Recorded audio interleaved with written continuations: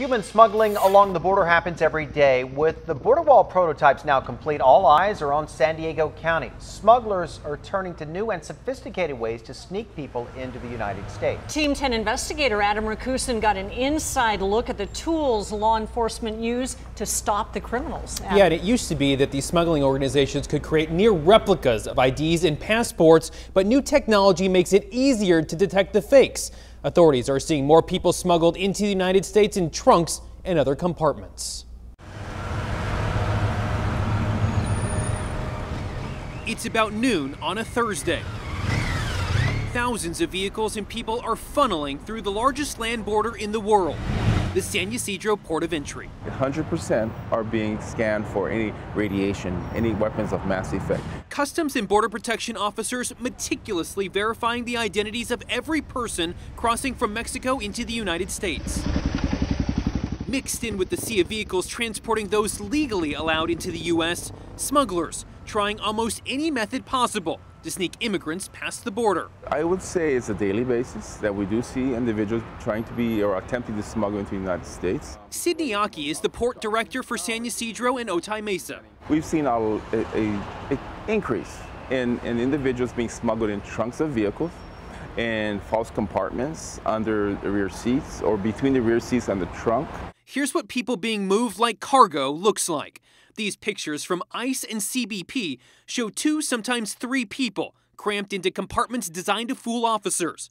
Aki says the compartments are getting smaller, more sophisticated, and extremely dangerous. The time that you are in that compartment could potentially lead to suffocation, could potentially lead to heat exhaustion. Those who do make it out alive often end up buried in costs owed to the smuggler or smuggling organization. A September report from the Department of Homeland Security shows the amount of money paid to smugglers has steadily increased. So Team 10 poured through hundreds of online documents and tracked San Diego area federal arrest reports for crimes associated with human smuggling between January and March of this year. Using witness statements from almost 60 federal complaint documents, Team 10 discovered people willing to pay around $4,000 to $7,000.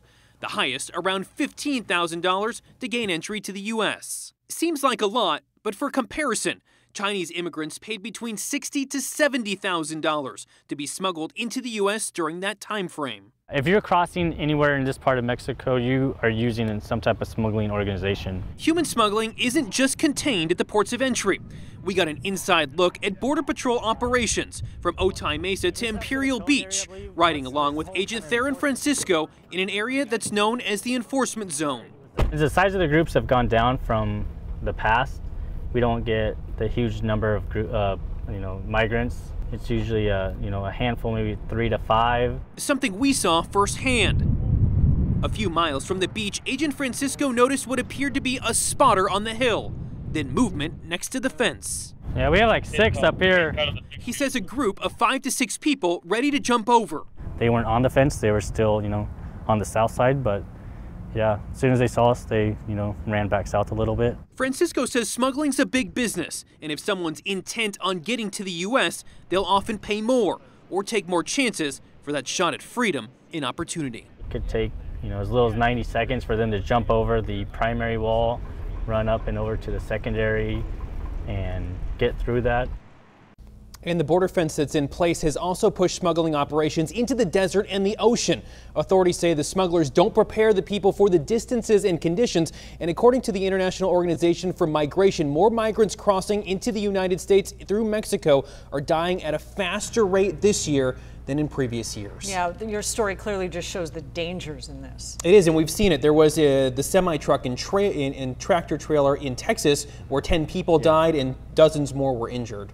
It's just such a scary sight. Very sophisticated sometimes too. Adam, thank you.